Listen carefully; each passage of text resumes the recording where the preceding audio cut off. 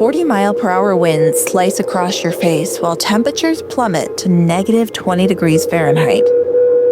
Then, the clouds part, revealing nature's ultimate challenge, Mount Everest.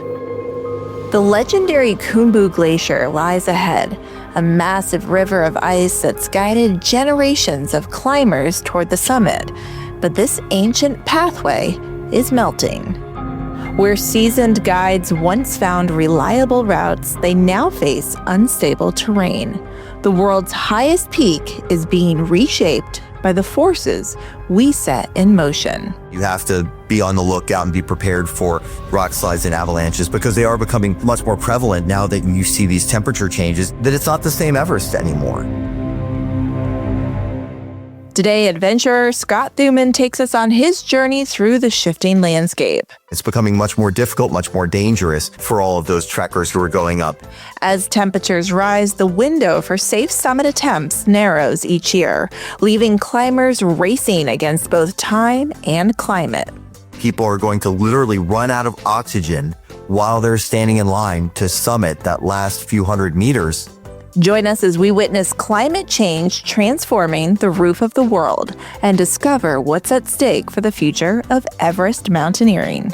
How many more years can that happen? And how many more years before you maybe have some shutdown of permitting, or at least a limitation of it, that Everest becomes even more elusive for people? I'm meteorologist Emily Gracie, and you're listening to Off the Radar, a production of the National Weather Desk. On the show, we dig deep into topics about weather, climate, the ocean, space, and much more. Our goal is to help you better understand the weather and to love it as much as we do.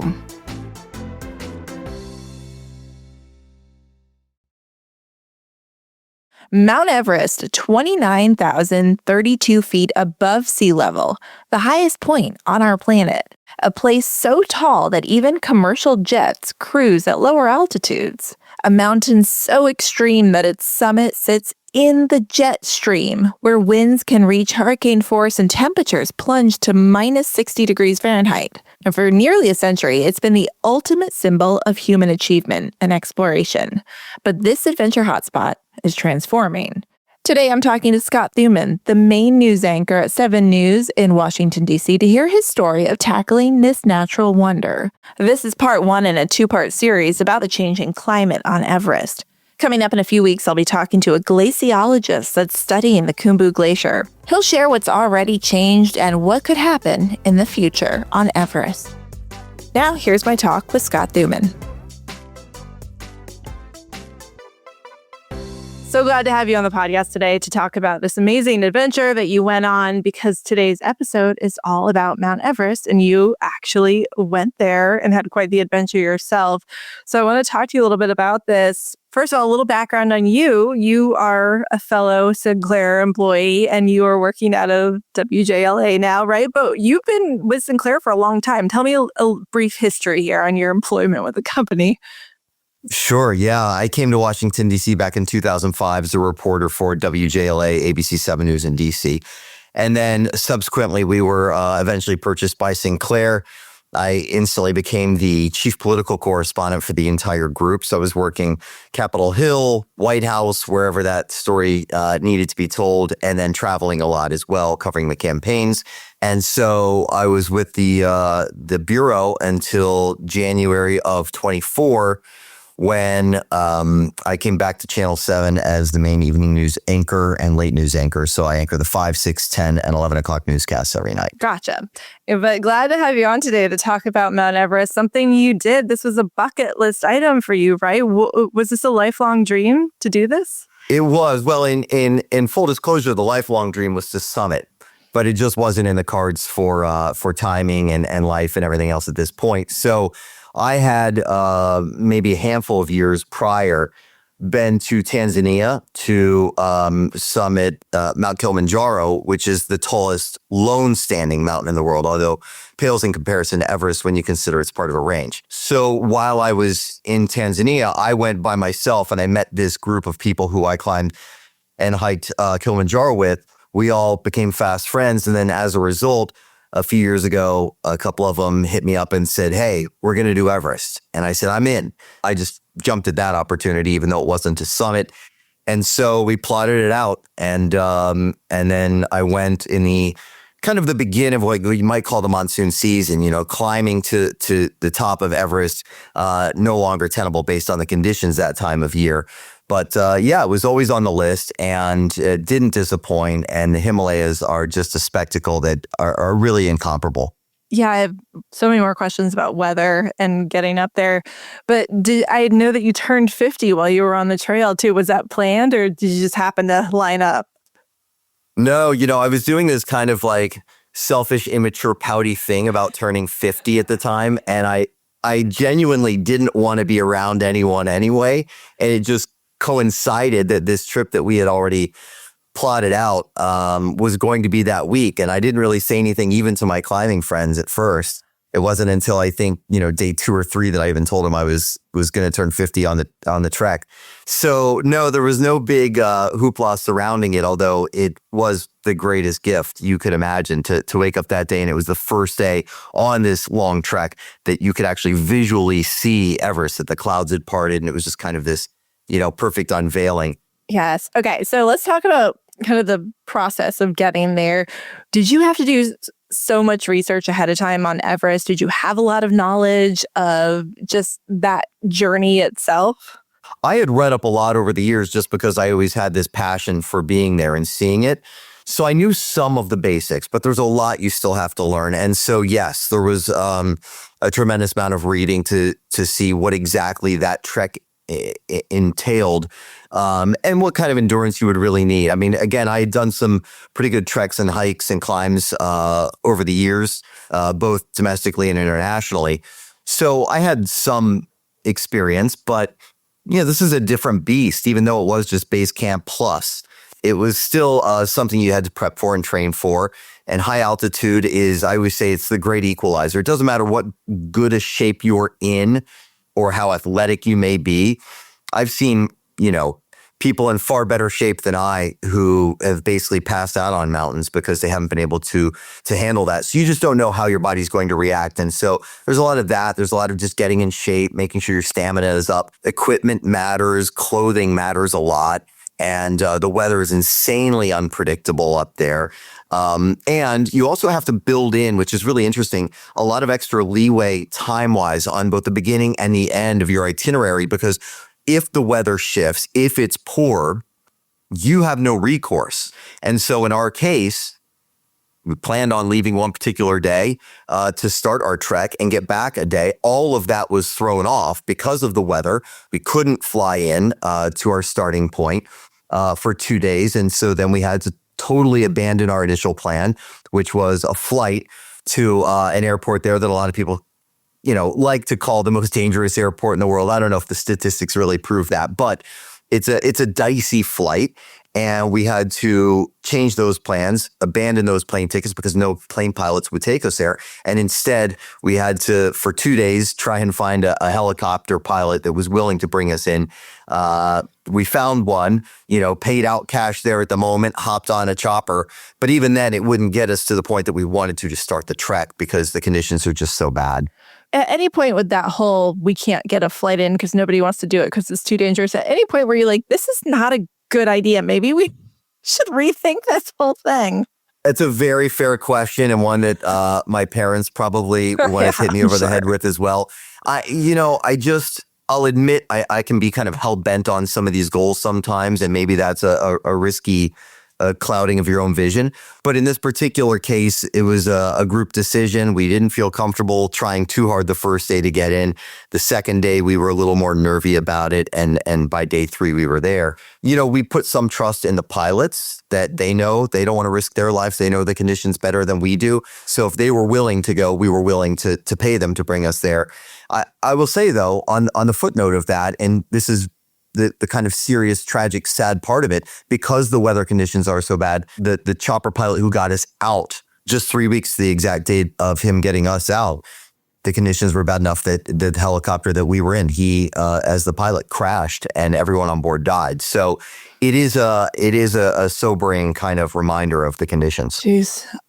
Okay, so you get there, and at that point, you get these Sherpa guides, right? Can you give me a little backstory on that? Because I didn't know anything about that prior to watching your piece. Yeah, and it's interesting because there's a very distinct difference between Sherpas and trekking guides. Oh, And I won't bore you with all the details, but you're going to use a Sherpa if you're going to summit, that's certain. But if you're doing some of these other treks, you don't necessarily have a Sherpa with you. We had a guide, but he had also done more than his share of climbing over the years and was really well equipped and knowledgeable, this guy named Ganga. And we loved Ganga. He was great. And he had all these little tricks of the trade that he taught us along the way and different mindsets, because people have different levels of, comfort. And when they're taking on some of these challenges, even if it's just some of these, these rope bridges across, or these, suspension bridges that go across these gorges and valleys.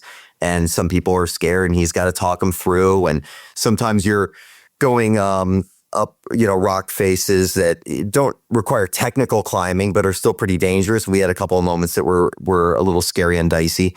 And so you do have to trust in these people. And so these guides and these trekkers and these Sherpas are just amazing what they put themselves through, and then how they can impart that wisdom upon you. So you really are finding someone you trust. But again, you're meeting them sometimes just a day or maybe 48 hours before you start.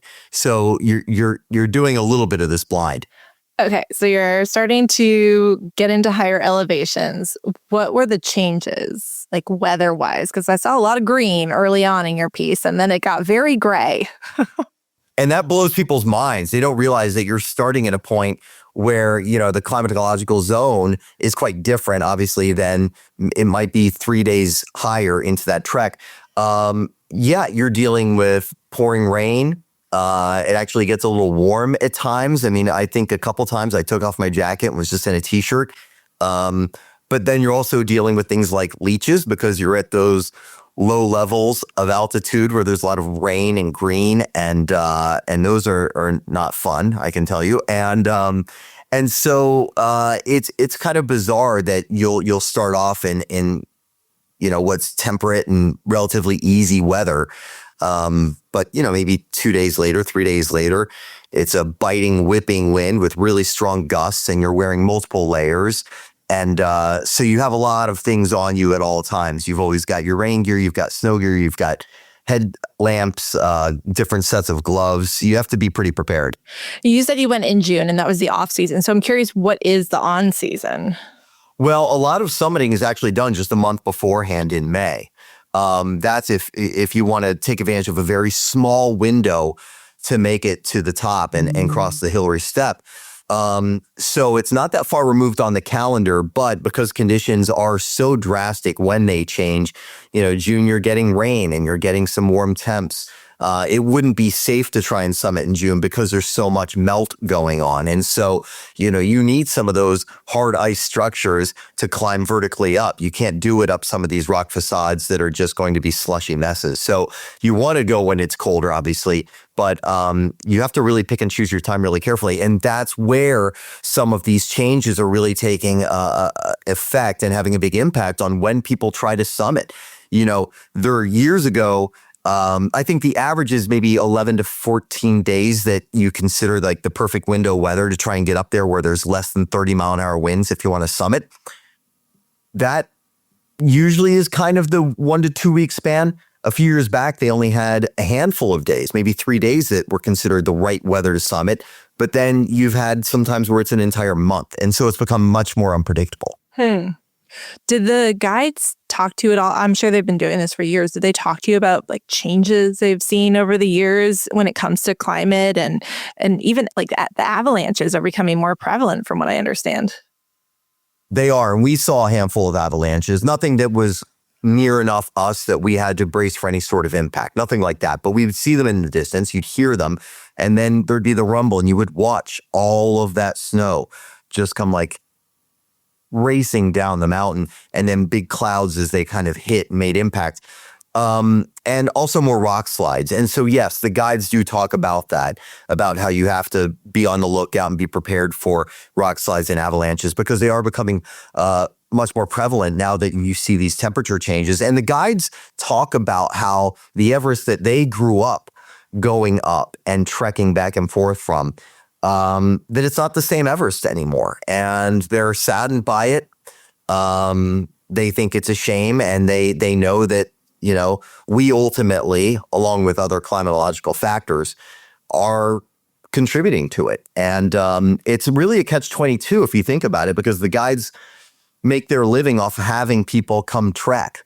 But at the same time, they know that, we're part of the problem.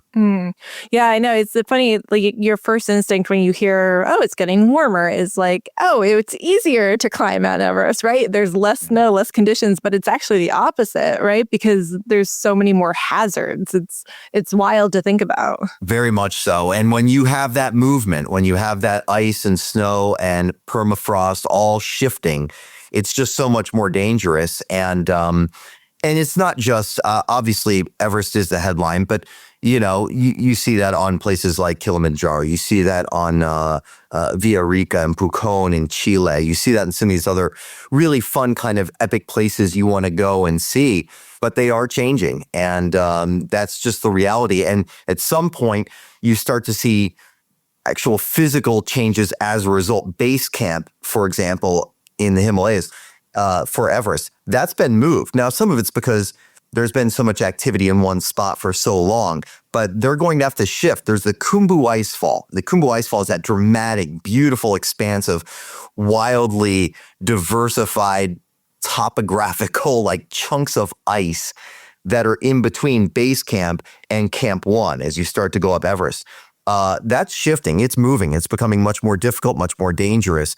And so base camp is probably going to continue to move for all of those trekkers who are going up. And there were somewhat close to, I think, maybe 500 permits last year for climbers to try and summit. But it's not just the climbers. There are all those Sherpas you mentioned. You may have another 1,000 people on top of that, or 1,200 Sherpas going up. So it's becoming a very populated, tiny little chunk of land that is going to have to keep moving as the climate changes. Interesting. Did you see signs of lots of people having been there? I always hear about like the trash and the bodies and the poop and all the stuff. Did you see signs of that? No, what is wild is because we were in this like kind of odd timing between climbing season and monsoon season, we've almost never saw anyone on this trek. In fact, when you go through these little villages, typically climbers and trekkers stay in these tea houses, they call them. And a lot of them were closed. People weren't around. It seemed like you were going through little ghost towns. But when we got all the way to base camp, that moment that we finally arrived, we were the only people there. There was no one else in sight. There was not a single tent. And so we did expect to see, because I'd read so much myself, listened to the podcast, watched the videos on YouTube, I expected to see a lot of trash and ditched tents, garbage. There was almost none of it. And that was a bit of a shock to us, but it was also just a fantastic bonus for us that we got to see kind of this pure, unadulterated, clean, nice setting. And a lot of it was because it had been cleaned up as soon as climbing season was over. But no, but as you go up, that's what the stories were. We were hearing from people saying that they saw more bodies as they went up these days as a result of that melt. Yeah, it's wild to think about, but also, like the dark side of me is really intrigued by it and think like, wow, these are like perfectly preserved bodies, right? Because say you hiked in the 20s or 30s and someone died up there, they're frozen in time pretty much. So when they do, melt or become unearthed, it's almost like transporting back in time.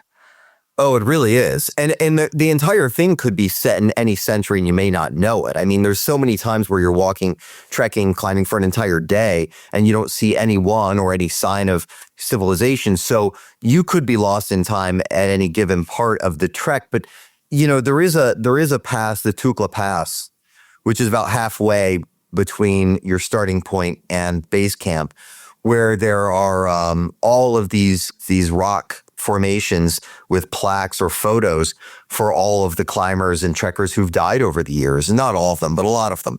And it's a pretty stirring thing to see, because you come across this ridge and suddenly you see flags and rock buildups and formations and plaques.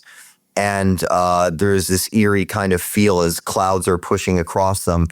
And you're looking at them and you're reading names of climbers who've died trying to pursue their passion. And it does give you pause, and you think about what you're doing. And you know that number is not going to stop, that more people, unfortunately, are going to die. The season I went, I think it was the deadliest on record at that point, was 17 people who died. No. And yeah, I think a lot of people don't realize those bodies don't make it back most of the time, because how hard? Yeah, most of the time, yeah. Hard enough to get your own body up there, let alone somebody else's. As far as the oxygen, did you start to feel that the pain of elevation with breathing at any point?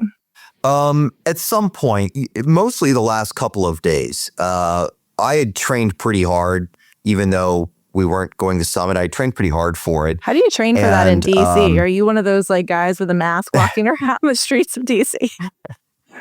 I've seen them. I have people. Respect for them, as ridiculous as it looks, right? They're like on the treadmill at the gym running with a mask. There was a lot of the elliptical training. I did not do the mask, but I would load up my backpack, and I would go to Great Falls. I don't know if you know Great Falls. It's in Virginia, and it's a national park there. It's not super steep by any means, but there's some good ups and downs. And I would load up my backpack, and I'd put on my serious boots just to keep breaking them in and always get that tread right. And yeah, I would just up and down it, back and forth constantly on the weekends, just to kind of get ready. And then I have a rowing machine at home, and I'd row a ton and just get my cardio up really as best I could.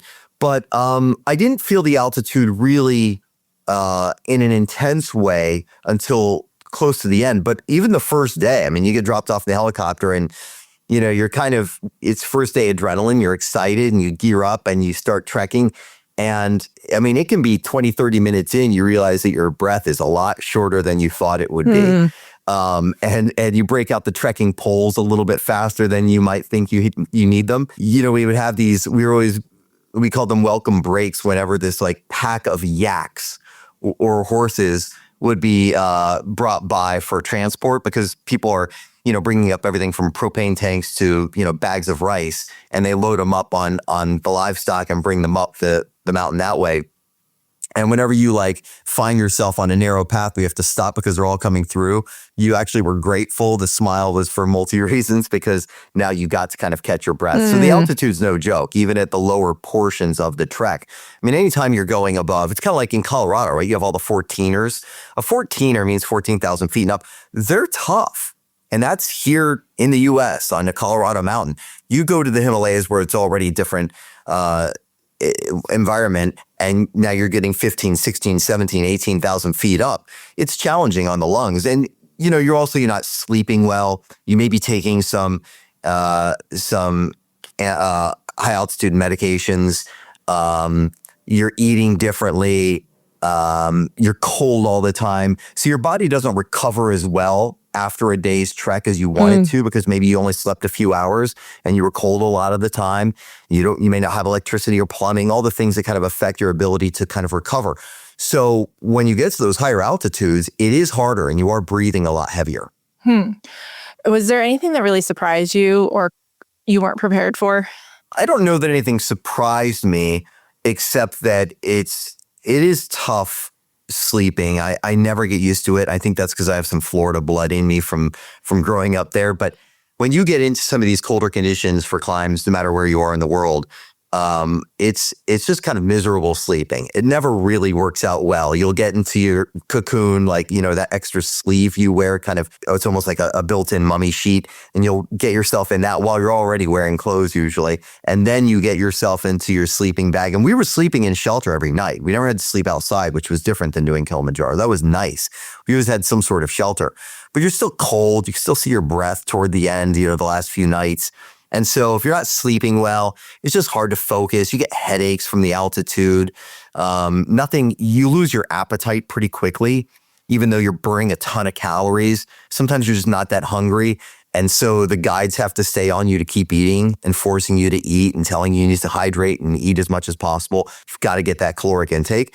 That's always the challenge for me. You're not in the mood to eat, but they're saying eat another plate, more rice, more pasta, more whatever, more protein bars, and you kind of force feed yourself a lot. Interesting. Do you remember what the temperatures were like at night and during the day? Because we never got that much higher than I think 19,000 feet.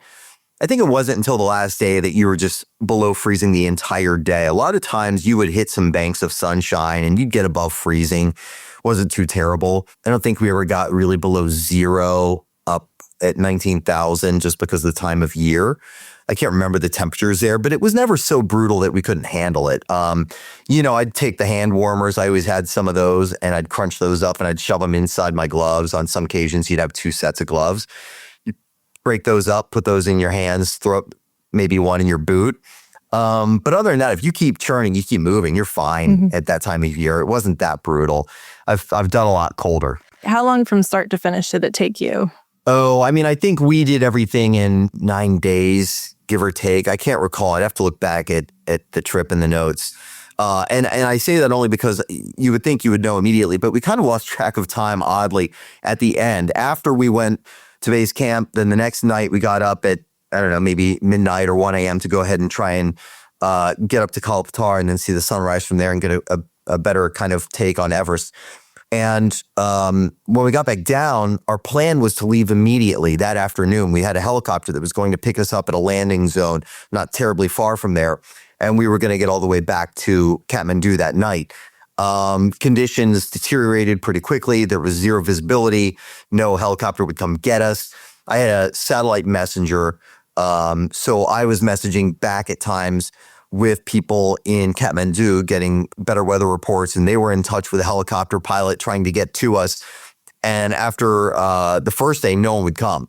So we kind of sat there staring at each other, and to stay warm, we're burning yak dung in a fire. How'd that smell? And just huddled around that, which, by the way, I know it's a necessity, but it's also a terrible thing because you can get this thing called dung lung, which I got.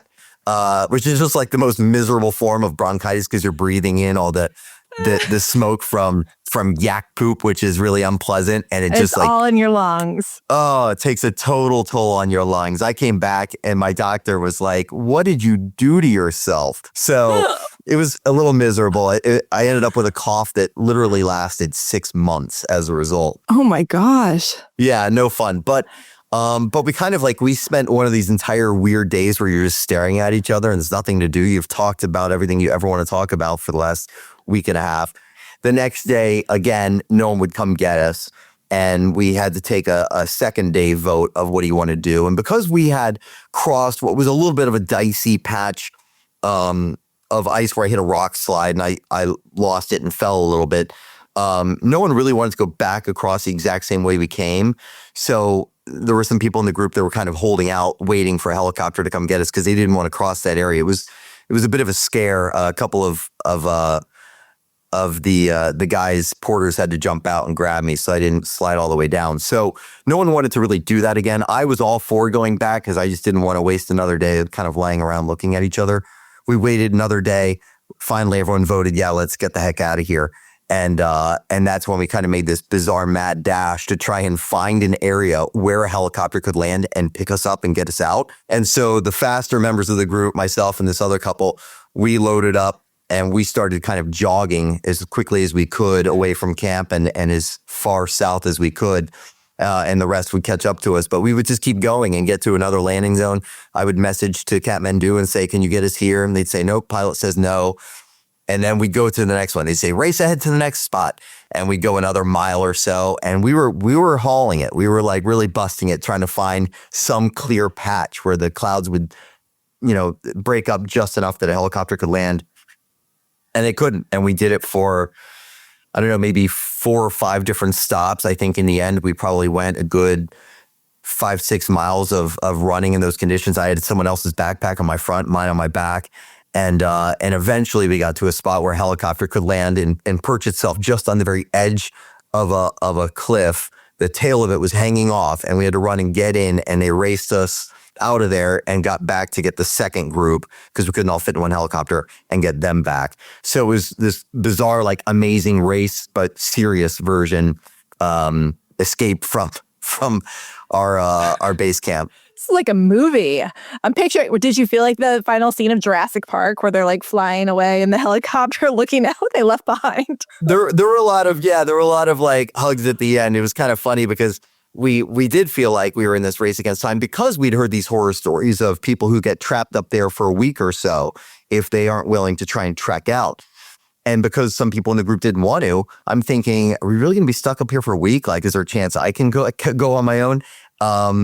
Because you didn't want that. And the place that we were stuck in is translated to the word, it's Goric Shep, but it translates to raven dead because nothing lives up there. So it's kind of this ominous feel anyway. And we're like, let's get out of here. Sounds hospitable. Yeah, right. So yeah, it literally was this race. They were like doing this dramatic wave, like, come get in the chopper, hurry. And you're running with 2 backpacks and hopping in. And then we finally get to that airport and everyone else got a chopper back. There were no seats left, so I was by myself with the guide. And we're like, are we going to be stuck here for a day or two? We don't know if another chopper's coming to evac people. And eventually a chopper came and they had 1 seat left. And they said, you can have it. So I hopped on, I got out of there and got back to Kathmandu. So it was obviously all fine, but a little dramatic for our departure. And, trekking through conditions where it's just pure clouds and you can maybe see 20, 30 feet in front of you. And I took some photos because I had, kind of like frost forming all over my face and my beard. And it was a little dramatic. And I mean, hearing this is dramatic, but you recorded all this and you shot a package for WJLA. Did you do that entire thing on your phone? I did. Yeah, I shot everything on my phone. And again, there's no guarantee anyone's going to air it, but I knew I wanted to record it anyway, just to kind of put together a story, a documentation of it. So I shot everything on an iPhone 11 Pro Max. And every once in a while, I'd have someone else hold the phone so they'd get a shot of me going across a bridge or, up some ridge or something like that. And I had a tiny little foot-high tripod that I'd set on a rock sometimes, and I'd run ahead, set it, run back to the group, and then we'd all go through. But yeah, I just recorded it all on my own. You did a stand-up at one point, and it was clearly very windy, but your audio is kind of impeccable. And I use this AI audio enhancer, and I'm curious if that's what you did with that stand-up. My editor, Lisa Lisko, who's just the best, and she just retired. Congratulations to her. She may have, because she had just in the past year started using one of those AI, audio cleaning apps there. But yeah, because the wind is super severe, and I didn't have a mic on me, and I was trying to stand relatively close to the camera. But yeah, I'm sure that there was some good digital magic going on to make it sound better on TV. Yeah, it was. We heard you loud and clear, so there had to be something. Okay, Good, well, people works. can go on YouTube and watch this, right? It's like a 7-minute mini movie, and they can see this adventure from start to finish. Yeah, I love if they want to check it out. It's on my YouTube page. Just search for Scott Thuman, and you'll see my page there, and it's pinned. And yeah, it's a great, if you don't ever want to make the trek, it's a great way to experience it. If you're going to make the trek, it might give you some pro tips like rest is rust and be bold, start cold. That's the other one, because you're going to warm up. You get up in the morning, you're freezing. You want to throw on every layer. And Ganga would always say, be bold, start cold. And so yeah, you don't need that much, because before you know it, you're chugging and you're out of breath anyway. So you can always add layers later.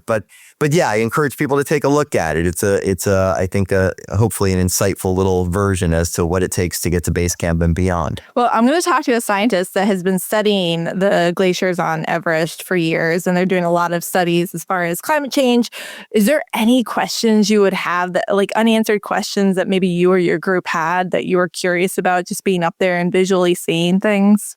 I'd be curious to see or to learn what really is the genuine feel for how much longer people are going to be able to do this, because there is a concern that summiting that window is going to just continue to narrow or become so dangerous, that the winds are going to be so unpredictable, that what you're going to have is, if the window is only a few days, all those people who've been waiting at Camp 3 or 4 or 5 to make their move are all going to pile up on the Hillary Step like we saw a few years back.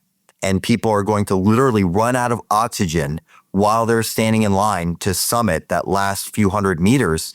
How many more years can that happen? And how many more years before you maybe have some shutdown of permitting, or at least a limitation of it, that Everest becomes even more elusive for people? Yeah, interesting. What's next for you? What's the next adventure? I know you're married now, so maybe are you getting cut off? That is a very good question. I made a half-hearted promise to my wife that I'm going to be much more careful in the future, and that is true. I will. I don't think I'll be summiting. I figured I'd go back eventually to summit. I don't think she would let me, and frankly, I have more to care about these days, so my risk factor is probably less palatable because I have more that I want to stay here for, and I'm less willing to put myself in terrible situations. But I've done the Amazon. I've gone running with the bulls. I've done some mountains. I've done some crazy adventures around the world. Still figuring out what the next one is that will also get wife approval. Personal question, and you don't have to answer. I have Sure. interviewed people, survivors of natural disasters, who have kind of this complex after they survive something that maybe they didn't think they were going to, where they risk their lives, and they're adventure seekers and, thrill seekers, kind of like I'm picturing you are. Was there a trauma at all in your childhood that you survived, or earlier years that you survived, that has led you to this kind of lifestyle? There's no trauma that I've ever survived, but I've always had a desire to challenge myself in a way that on paper would seem scary. So last things I'll say, for example, like reporting wise, when the war in Iraq broke out, I had, leading up to the war, I had covered a lot of military training. I was at Fort Stewart. I was at Parris Island. I was a lot of places where the military was getting ready and prepping for the war. And I had basically found my way in with the third ID. They were going to bring me on the invasion into Iraq in the fall of 2003. And then my company at the time said, no, we're not going to let you go. And so after a couple of asks and denials, I eventually just said, okay, well, I've got 3 weeks vacation left. See you later. And I got a helmet and a small camera and a bulletproof vest. And I paid my way into Iraq. And I went to Jordan and I paid someone to drive me across the desert and all the way into Baghdad, and freelanced over there by myself. And I always had this desire to kind of push to do things when people say, no, you shouldn't, or I'm not going to let you. And so that kind of then, I don't know, it transformed into, well, there's a big mountain, see if you can get on top of it. And there's Piranha Lake in the Amazon, swim through it. Some of it sounds much dumber when I say it out loud than it felt in my head. Run with the bulls. I mean, some of it is foolhardy, but I'm also not ridiculous. I mean, I think about these things ahead of time and how I can do it in the safest manner and plot it out. I don't have a death wish. I'm not like that. But I don't know. I've always just, the adrenaline rush, the endorphins, pushing myself, challenging myself. It's always kind of been part of my DNA, I think. Well, you're still here, so you're doing something right. Something, yeah. Scott Thuman, thank you so much for your time and sharing your story today. My pleasure, anytime. Off the Radar is a production of the National Weather Desk. Make sure you're following the show on Apple Podcasts, Spotify, or wherever you listen to podcasts. New episodes published every Tuesday. If you know someone that's an adventure seeker or interested in Mount Everest or climate change, please share this episode with them. We'd also love you to rate and review us on Apple Podcasts and Spotify. Thank you to Scott Thuman for sharing his story today. Stay tuned for part 2 in this series, where I'll be talking with glaciologist Duncan Quincy, who is actively studying the changes to the Khumbu Glacier. Also, thank you to Sinclair Broadcast Group and the National Weather Desk for their ongoing support of the show. And as always, thank you to my associate producer, Brian Petrus, for his help on this and all the episodes. I'm meteorologist Emily Gracie. Make it a great day.